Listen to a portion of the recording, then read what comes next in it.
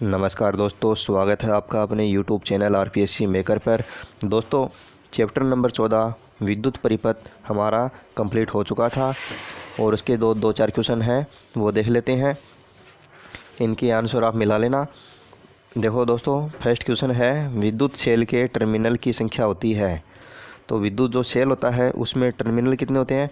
उसमें होते हैं टर्मिनल 2, एक धन टर्मिनल और एक ऋण टर्मिनल। ठीक है दोस्तों।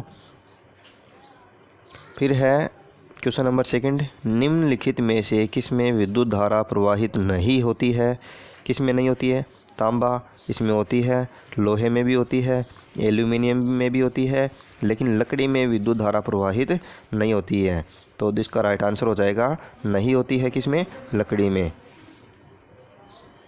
क्वेश्चन नंबर 3 है, विद्युत के तार बनाने में काम लिया जाता है लकड़ी, प्लास्टिक, तांबा, धागा। तो विद्युत तार बनाने में जो तांबा है इसका उपयोग किया जाता है। विद्युत से नहीं चलने वाली युक्ति नहीं है, कौन सी नहीं है? पंखा है वो तो चलता है, कूलर है ये भी चलता है, साइकिल है, एक टेलीविज़न है। तो टेलीविज़न, कूलर, पंखा ये तो चलते हैं विद्युत से, लेकिन जो साइकिल है वो नहीं चलती है। ठीक है दोस्तों। क्वेश्चन देखो, इस क्वेश्चन को थोड़ा ढंग से पढ़ो, क्वेश्चन घुमा दिया जाता है, यही कन्फ्यूज़ हो जाते हैं। विद्युत से नहीं चलने वाली युक्ति नहीं है, ठीक है। नहीं चलने वाली युक्ति इन चारों में से कौन सी नहीं है, ये पूछा है। तो कौन सी नहीं चलती है? साइकिल नहीं चलती है। ठीक है दोस्तों। तो ये हमारे 4 क्वेश्चन कंप्लीट होते हैं। दोस्तों कमेंट बॉक्स में बताना कि आपके कितने सही हैं 4 में से। तो दोस्तों आज हम नेक्स्ट चैप्टर है चैप्टर नंबर 15 दैनिक जीवन में विज्ञान। चैप्टर नंबर 15 दैनिक जीवन में विज्ञान। तो दोस्तों वीडियो स्टार्ट करने से पहले आपसे रिक्वेस्ट है, यदि आप हमारे चैनल पे फर्स्ट बार विजिट कर रहे हो तो चैनल को सब्सक्राइब करना ना भूलें, साथ ही बेल आइकन को अवश्य दबाएं, जिससे आपको हमारी वीडियोज़ के नोटिफिकेशन मिलते रहें।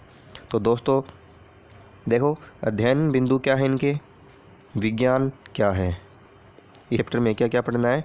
विज्ञान क्या है, विज्ञान अध्ययन हमारे लिए क्यों आवश्यक है, वैज्ञानिक कार्य कैसे करते हैं, विज्ञान के दैनिक जीवन में उपयोग। तो दोस्तों ये 4 टॉपिक हैं, ये हमें इस चैप्टर के अंदर पढ़ने हैं। तो दोस्तों फर्स्ट टॉपिक है अपना विज्ञान क्या है। ठीक है दोस्तों, विज्ञान क्या है? तो देखो दोस्तों, विज्ञान आदिकाल से ही मनुष्य द्वारा प्रकृति की घटनाओं, रहस्यों और सिद्धांतों को जानने और समझने की चेष्टा से संबंधित अध्ययन से जुड़ा हुआ है। हमारे ऋषि मुनियों ने भी अपने अनुभव एवं अध्ययन द्वारा मानवीय जीवन को सुगम बनाने का अथक प्रयास किया है। ऋषि चरक प्राचीन काल में आयुर्वेद चिकित्सा शास्त्र के प्राचार्य के रूप में प्रख्यात हुए। कौन? ऋषि चरक। ठीक है दोस्तों, उन्होंने अपने प्रयोगों के आधार पर चरक संहिता जैसे ग्रंथ का निर्माण किया। चरक संहिता आयुर्वेद का सबसे प्राचीन ग्रंथ है। ठीक दोस्तों, सबसे प्राचीन ग्रंथ कौन सा है? चरक संहिता आयुर्वेद का सबसे प्राचीन ग्रंथ है। इस ग्रंथ में बालक की उत्पत्ति और विकास का वैज्ञानिक ढंग से वर्णन किया गया है। इसमें शरीर के विभिन्न अंगों की बनावट और उनके रोग, लक्षण तथा उपचार, आयुर्वेदिक जड़ी बूटियों के नाम व उनके गुण तथा किस रोग पर कौन सी औषधि गुणकारी सिद्ध होगी, इनका प्रभावी वर्णन किया है। ऋषि जैसे अश्वनी कुमार, धन्वंतरी, भारद्वाज, कपिल, पतंजलि, सुश्रुत आदि, जिन्हें हम आदिकाल के वैज्ञानिक कह सकते हैं, ने अनुसंधान एवं प्रयोग पर आधारित ग्रंथों की रचना की। भारतीय जीवन पद्धति आदिकाल से विज्ञान आधारित रही है। ऋषि मुनियों ने प्रयोग एवं अनुभव से प्राप्त जानकारी का अवलोकन एवं गणना कर विश्लेषण के आधार पर जीवन पद्धति को विकसित किया है। आधुनिक वैज्ञानिक भी इसी आधार पर विज्ञान को निम्नानुसार परिभाषित करते हैं। ठीक है, जो विज्ञान की जो डेफिनेशन है इम्पोर्टेंट है। देखो, प्रकृति के अन्वेषण एवं उससे प्राप्त सुव्यवस्थित ज्ञान को, ठीक दोस्तों, प्रकृति के अन्वेषण यानी प्रकृति की जो भी खोज होती है और उससे प्राप्त ज्ञान होता है, कौन सा, वो भी सुव्यवस्थित ज्ञान होना चाहिए। उस ज्ञान को ही क्या बोला जाता है, विज्ञान बोला जाता है, उसे विज्ञान कहते हैं। फिर देखो, विज्ञान के बढ़ते हुए ज्ञान को सुव्यवस्थित करने के लिए विज्ञान की विभिन्न शाखाएं निर्धारित की है। कौन कौन सी, भौतिक विज्ञान, फिजिक्स, रसायन विज्ञान, केमिस्ट्री, जीव विज्ञान, बायोलॉजी, गणित, कृषि विज्ञान, चिकित्सा विज्ञान, कंप्यूटर विज्ञान, खगोल विज्ञान, भूविज्ञान आदि हैं। ठीक दोस्तों, तो ये क्या है, विज्ञान की सभी शाखाएं होती हैं। फिर देखो आगे है, विज्ञान अध्ययन हमारे लिए क्यों आवश्यक है। तो विज्ञान के अध्ययन से क्या क्या होता है, व्यक्ति रूढ़िवादी विचारों से दूर रहता है, व्यक्ति में स्वतंत्र चिंतन की प्रकृति का विकास होता है, अपने आसपास होने वाली घटनाओं, समस्याओं तथा क्रियाकलापों के बारे में अधिक से अधिक जानकारी प्राप्त करने की जिज्ञासा उत्पन्न होती है, जीवन में आने वाली समस्याओं का क्रमबद्ध ढंग से हल करने की क्षमता का विकास होता है। दोस्तों फैक्ट है ये, इनको आराम से आसानी से इनको पढ़ना बस। किसी समस्या का समाधान नहीं होने पर धैर्यपूर्वक असफलता के कारणों को पता लगाकर पुनः कार्य करने की क्षमता का विकास होता है, सत्य परख एवं अंधविश्वास मुक्त विचारों का दृढ़ीकरण होता है, वैज्ञानिक दृष्टिकोण का विकास होता है। ठीक दोस्तों, फिर है नेक्स्ट टॉपिक, वैज्ञानिक कार्य कैसे करते हैं। ठीक दोस्तों, वैज्ञानिक किसी प्रयोग से संबंधित प्रेक्षण को एकत्रित कर उन्हें सुव्यवस्थित कर विश्लेषण करते हैं और उसके आधार पर प्राप्त निष्कर्ष से सिद्धांत प्रतिपादित करते हैं। जैसे डॉक्टर भी वैज्ञानिक पद्धति से रोगी का उपचार करते हैं। किसी रोगी का रोग डॉक्टर के लिए एक समस्या होती है, इस समस्या को हल करने के लिए वह निम्नलिखित पदों के अनुसार प्रक्रिया प्रारंभ करता है। किस तरह से, देखो, रोगी से बीमारी के लक्षण पूछना, थर्मामीटर से शरीर का ताप ज्ञात करना, आँख, जीभ, श्वास आदि का परीक्षण करना, परीक्षण से प्राप्त तथ्यों को रोगी पर्ची में लिखना, जो वहाँ पर पर्ची बनाई जाती है उसमें लिखता है वो, संभावित रोग का अनुमान लगाना या परिकल्पना करना, परिकल्पना को जांचने हेतु मल, मूत्र, रक्त, अन्य आवश्यक जांच जैसे सोनोग्राफी, सीटी स्कैन, एक्सरे आदि करवाना, रोग की जानकारी होने पर उपचार हेतु आवश्यक दवा लिखना और इलाज करना।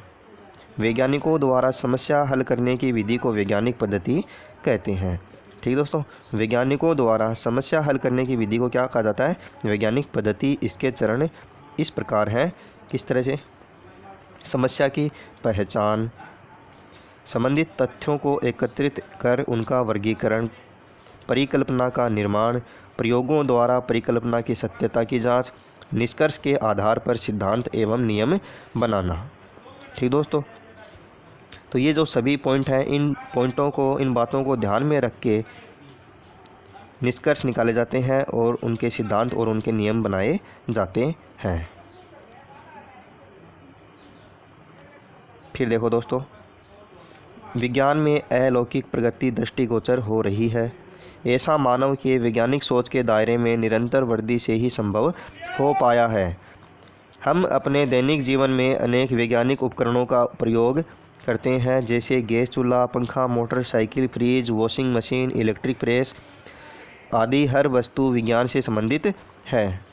विज्ञान के फलस्वरूप आज हमारे खान पान, रहन सहन और इलाज की पद्धतियाँ सरल हो गई है। चिकित्सा के माध्यम से स्वस्थ मानव और स्वस्थ मानव से सबल राष्ट्र का निर्माण संभव है। ठीक दोस्तों, फिर है अपना टॉपिक, विज्ञान के दैनिक जीवन में उपयोग। विज्ञान मनुष्य की सबसे बड़ी शक्ति है। ठीक दोस्तों, आजकल पता है दोस्तों आपको, आज जो भी कार्य हो रहे हैं उन सभी में विज्ञान का एक बहुत ही महत्वपूर्ण रोल है। ठीक दोस्तों, यह विश्व के संचालन का मूल आधार है। जीवन के प्रत्येक क्षेत्र में वैज्ञानिक आविष्कारों ने अपना प्रभुत्व स्थापित कर लिया है। देखो कौन कौन से क्षेत्र में विज्ञान ने अपना परचम लहराया है। देखो संचार के क्षेत्र में देखो टेलीफोन, देखो पहले टेलीफोन होते इस तरह से, आजकल कितनी प्रोग्रेस कर ली है साइंस ने, कितनी कर ली। पहले आए थे स्टार्टिंग में मोबाइल फ़ोन कीपैड वाले, आजकल आ रहे हैं स्क्रीन टच वाले, जिनसे कंप्यूटर के जितने भी कार्य होते हैं आजकल सारे काम मोबाइल में हो जाते हैं। ठीक दोस्तों, इतनी प्रोग्रेस कर ली है। देखो इसको रखने के लिए पहले कितनी स्थान की आवश्यकता होती थी, इसके लिए अलग ही जगह तैयार की जाती थी इसको रखने के लिए, और ये चलता किससे था, वायरों से। ठीक है, खंभों पे वायर से वायर जोड़ के फिर इसका संचालन किया जाता था। लेकिन आजकल क्या है, तरंगों के माध्यम से मोबाइल कहीं पर भी बैठे, कहीं पर भी घूमने जा रहे हों, कहीं पर भी भ्रमण के लिए जा रहे हों, ठीक दोस्तों, देश विदेश कहीं पर भी जा रहे हो, हम कहीं पर भी बैठे बात कर सकते हैं मोबाइल फ़ोन के ज़रिए। तो इतनी प्रगति संचार के क्षेत्र में कर ली है। फैक्स मशीन आ गई थी, उपग्रह प्रक्षेपण, उपग्रहों को प्रक्षेपित करना। तो ठीक दोस्तों, तो इन सभी कार्यों में विज्ञान का महत्वपूर्ण रोल है। विज्ञान के कारण ही जो इंडिया है, विश्व के सभी देश हैं बहुत प्रोग्रेस कर रहे हैं। किसके कारण, विज्ञान के कारण। 20वीं शताब्दी ने प्रारंभिक संचार माध्यमों को आधुनिक संचार माध्यमों में बदलते देखा है। लोक माध्यमों, मुद्रण और लेखन माध्यम से कुछ कदम आगे radio, television, telephone, telegraph, fax, video conferencing, tablet, iPad, mobile, दूरभाष की 3G एवं 4G सेवाएं, मौसम संबंधी पूर्वानुमान की चेतावनियाँ, कृत्रिम उपग्रह आदि दूरसंचार ने इस क्षेत्र में क्रांति ला दी है। इंटरनेट द्वारा संदेश भेजने की आधुनिक तकनीक को ईमेल कहा जाता है। दोस्तों इम्पोर्टेंट बात है, इंटरनेट द्वारा संदेश भेजने की आधुनिक जो तकनीक है उसे क्या नाम दिया है, ईमेल। गतिविधि, देखो अपने चारों ओर संचार के क्षेत्र में काम आने वाली वस्तुओं की सूची बनाइए। यातायात के क्षेत्र में देखो कौन कौन सी हैं, cycle, scooter, lorry, truck, rail, वायुयान, रॉकेट, अंतरिक्षयान आदि ब्रह्मांड में मानव की प्रगति का साक्ष्य दे रहे हैं। चंद्र विजयन, मंगलयान, अंतरिक्ष स्टेशन की स्थापना द्वारा अंतरिक्षीय पिंडों की नियमित यात्राएं वैज्ञानिकों द्वारा की जा रही है। सुपरफास्ट ट्रेनों ने लंबी दूरियों को कम कर दिया है, आप सभी को मालूम है। परिवहन के क्षेत्र में कंप्यूटर के प्रयोग ने महत्वपूर्ण भूमिका निभाई है, जैसे बस, रेलगाड़ी व हवाई जहाज़ की यात्रा हेतु आरक्षण करवाना, एयर ट्रैफिक कंट्रोल ATC से हवाई जहाज़ की उड़ान को नियंत्रित करना, मेट्रो ट्रेन का संचालन एवं नियंत्रण, पानी के जहाज़ का संचालन एवं नियंत्रण। फिर देखो दोस्तों चिकित्सा क्षेत्र में विज्ञान ने अपना क्या योगदान दिया है। देखो, जीवन अमूल्य है। ईश्वर प्रदत्त मानव शरीर की रक्षा के लिए यद्यपि प्रकृति ने हमारे शरीर को विशेष रक्षा प्रणाली दी है, परंतु फिर भी हमारा शरीर अनेक कारणों से रोगग्रस्त हो जाता है। वैज्ञानिक नित्य नए प्रयोग कर औषधियों एवं विभिन्न प्रकार की चिकित्सा पद्धतियों द्वारा शरीर को निरोग रखने का सतत प्रयास कर रहे हैं। विभिन्न प्रकार के रोग जैसे टीबी, कैंसर, हृदय रोग, चेचक आदि के पहचान, निदान एवं शल्य चिकित्सा तथा चिकित्सा में प्रयुक्त उपकरणों जैसे एक्सरे, CT स्कैन, ECG आदि के संचालन एवं नियंत्रण में कंप्यूटर का उपयोग किया जाता है।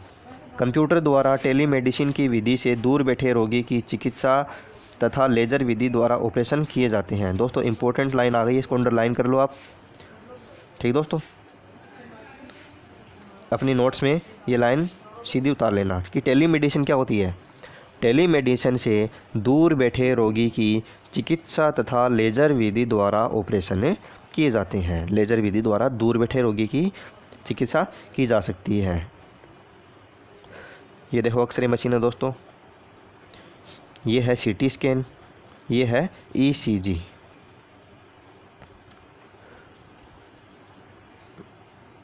फिर आते हैं दोस्तों, देखो शिक्षा के क्षेत्र में विज्ञान का क्या महत्वपूर्ण भूमिका थी विज्ञान की। देखो, शिक्षा के क्षेत्र में विज्ञान ने अपनी महत्वपूर्ण भूमिका निभाई है। जैसे स्मार्ट क्लासरूम, जैसे आप सभी देख रहे हो, ऑनलाइन है, आजकल डिजिटल बोर्ड आ गए हैं। एजुसेट के माध्यम से कक्षा अध्ययन, जो एडुसेट होते हैं, एडुसेट उपकरण है, शिक्षा का उपकरण है, उपग्रह है, सॉरी। जो एडुसेट है वो शिक्षा से संबंधित एक उपग्रह है। और जैसे जो दूरदर्शन पे होते हैं, जो ज्ञान दर्शन है, उनके माध्यम से ऑनलाइन क्लासें होती है। इससे घर बैठे बच्चे अपनी जो पढ़ाई है वो कर सकते हैं। ईमेल व इंटरनेट के माध्यम से किताबें लिखना, पढ़ाई करना, पत्र भेजना, गणित की समस्या सुलझाना, दूरस्थ शिक्षा प्रणाली के तहत घर बैठे शिक्षा प्राप्त करते हैं। जैसे आजकल ऑनलाइन क्लासेस चल रही हैं, तो ये भी किसका कारण है? इसमें भी साइंस की महत्वपूर्ण भूमिका होती है। फिर है कृषि के क्षेत्र में बुआई के लिए ट्रैक्टर, फसल काटने हेतु विभिन्न मशीनें एवं अनाज निकालने, कुट्टी तैयार करने हेतु थ्रेशर का उपयोग, उन्नत बीज उर्वरकों का उपयोग, फसलों पर कीटनाशकों का प्रयोग, सिंचाई हेतु कृत्रिम साधन एवं वैज्ञानिक विधियों जैसे बूंद बूंद सिंचाई, फव्वारा सिंचाई आदि का उपयोग भी विज्ञान के कारण ही क्या है, संभव है। ठीक है दोस्तों, यह हार्वेस्टर, इसकी सहायता से क्या होता है, जो फसल कटाई होती है वो की जाती है। फिर देखो मनोरंजन के क्षेत्र में cinema, television, radio, tape recorder, CD, DVD player एवं कंप्यूटर के माध्यम से नई सीडी तैयार करना, संगीत सुनना, फिल्म निर्माण, धारावाहिक निर्माण, फिल्म देखना, कार्टून फिल्में बनाना, कंप्यूटर गेम खेलना आदि सब वैज्ञानिक आविष्कारों के कारण ही संभव हो सका है। ये कंप्यूटर है, ये क्या दोस्तों, रेडियो है, मनोरंजन के साधन है। इनमें भी विज्ञान की बहुत महत्वपूर्ण भूमिका रही है। औद्योगिक क्षेत्र में विज्ञान का सर्वाधिक उपयोग औद्योगिक क्षेत्र में हुआ है, क्योंकि उद्योगों में प्रयुक्त सभी मशीनें वैज्ञानिक आविष्कारों के कारण बनी एवं उनका संचालन भी वर्तमान युग में तो कंप्यूटर के माध्यम से ही संभव है। इतनी बड़ी बड़ी मशीनों का वृहद स्तर पर उपयोग कंप्यूटर के बिना संभव नहीं है। जैसे कपड़ा तैयार करने में धागा बनाने से लेकर उनको रंगना, बुनना और विभिन्न क्रियाओं से गुजारकर कपड़े की तह बनाने तक का सारा कार्य मशीन से होता है। ये होते कारखाने। ठीक दोस्तों, औद्योगिक क्षेत्र है, इनमें भी विज्ञान का महत्वपूर्ण रोल है। रक्षा एवं परमाणु शक्ति के क्षेत्र में अग्निबाण, वर्षाबाण, शक्तिबाण का नाम रामायण एवं महाभारत का धारावाहिक देखते हुए आपने सुना होगा। हमारे प्राचीन ग्रंथ एवं अन्य शोध ग्रंथों को आधार बनाकर विश्व के वैज्ञानिकों ने विभिन्न प्रयोग एवं अनुसंधान किए। राजस्थान में रावत भाटा की परमाणु भट्टी से बिजली बनाने का विषय हो अथवा पोखरण के परमाणु परीक्षण, जिससे भारत का नाम विश्व के शक्तिशाली राष्ट्रों में सम्मिलित हो गया, सब विज्ञान की ही क्या है, देन है। भारतीय वैज्ञानिक डॉक्टर होमी जहांगीर बाबा ने भारत में परमाणु अनुसंधान की नींव और अनेक अनुसंधान किए। ठीक दोस्तों, इम्पोर्टेंट लाइन है, इसको अंडरलाइन कर लेना, अपने नोट्स में उतार लेना कि भारतीय वैज्ञानिक डॉक्टर होमी जहांगीर बाबा ने भारत में जो परमाणु अनुसंधान की नींव रखी थी और अनेक अनुसंधान किए थे, उन्हें भारतीय परमाणु विज्ञान का जनक कहा जाता है। ठीक दोस्तों, तो भारतीय परमाणु विज्ञान का जनक किसे कहा जाता है, डॉक्टर होमी जहांगीर बाबा को। फिर है 9 नंबर भवन निर्माण एवं वास्तुकला के क्षेत्र में प्राचीन काल के दुर्ग, मंदिर एवं आधुनिक काल की बहुमंजिला इमारतों की डिजाइन एवं निर्माण की विभिन्न विधियां वैज्ञानिक आविष्कार से ही संभव हो सकी है। सीमेंट कंक्रीट के माध्यम से सीसी रोड, आरसीसी की छतें, मल्टी स्टोरी बिल्डिंग तथा अन्य विशाल भवनों का वास्तुकला के आधार पर निर्माण विज्ञान की ही देन है। फिर है दोस्तों बैंकिंग के क्षेत्र में भारतीय परिवारों में छोटी बचत के कारण ही भारत की आर्थिक स्थिति विश्व बाजार की मंदी होने पर भी प्रभावित नहीं होती, लेकिन वर्तमान युग में विज्ञान के कारण जब चाहो तब पैसे के लिए एटीएम कार्ड, इंटरनेट से धन को एक खाते से दूसरे खाते में ट्रांसफ़र, ई कॉमर्स जैसे बैंक संबंधी विभिन्न कार्य विज्ञान की ही देन है। ठीक दोस्तों, ये देखो ट्रांसफ़र होते हैं आजकल पेटीएम चला दिया गया, फ़ोनपे चल रहा है, अमेज़न पे चल रहा है, जो भी ऑनलाइन सिस्टम है, भीम UPI है, तो ये सारे हैं, ये किसकी देन है? ये सारी विज्ञान की ही देन है। ठीक दोस्तों, वैज्ञानिकों ने ही ये सब इनकी खोज की है। वैज्ञानिकों के कारण ही इनका जो बैंकों द्वारा ट्रांसफ़र होता है, पैसों का आदान प्रदान होता है, इतना संभव हो पाया कि हम घर बैठे कहीं से कहीं भी पैसे ट्रांसफ़र कर सकते हैं ऑनलाइन। जैसे आजकल बिल पेमेंट होते हैं, बिजली का हो गया, पानी का हो गया। ठीक दोस्तों, फिर देखो आपने क्या सीखा। हमारा चैप्टर कंप्लीट हो गया दोस्तों, इसको एक बार देख लेते हैं कि आपने क्या सीखा। इम्पोर्टेंट बातें इसमें, प्रकृति के अन्वेषण एवं उससे प्राप्त सुव्यवस्थित ज्ञान को विज्ञान कहते हैं। विज्ञान के अध्ययन से संबंधित अंधविश्वास, रूढ़िवादिता समाप्त होती है एवं व्यक्ति सत्यपरक, जिज्ञासु एवं धैर्यवान बनता है। वैज्ञानिक अपने कार्य को वैज्ञानिक पद्धति से पूर्ण करते हैं।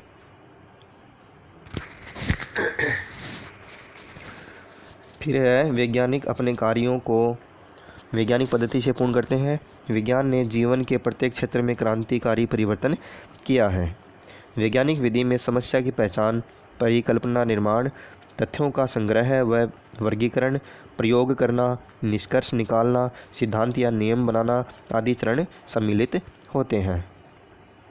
दैनिक जीवन में प्रत्येक क्षेत्र में विज्ञान के उपयोग से जीवन सरल एवं सुगम हुआ है। तो दोस्तों चैप्टर कंप्लीट है अपना, और इनके ये 3 क्वेश्चन दे रखे हैं, इनको देख लेते हैं और इनके जो आंसर हैं वो आपको कमेंट बॉक्स में देने हैं। शिक्षा के क्षेत्र में क्रांति किस वैज्ञानिक उपकरण के कारण हुई है? किसके कारण हुई है? Television, radio, computer, tape recorder. फिर नेक्स्ट क्वेश्चन है, संचार के क्षेत्र में विज्ञान की देन है? फैक्स, टेलीविज़न, टेलीफोन, उपयुक्त सभी। निम्नलिखित में से मनोरंजन का साधन नहीं है? Video game, fax, computer, TV. तो दोस्तों मनोरंजन का साधन नहीं है, वो आपको इसमें सभी में देख के बताना है। तो दोस्तों आज के लिए बस इतना ही, मिलते हैं नेक्स्ट वीडियो में एक नए चैप्टर को लेकर। तब तक के लिए जय हिंद, जय भारत।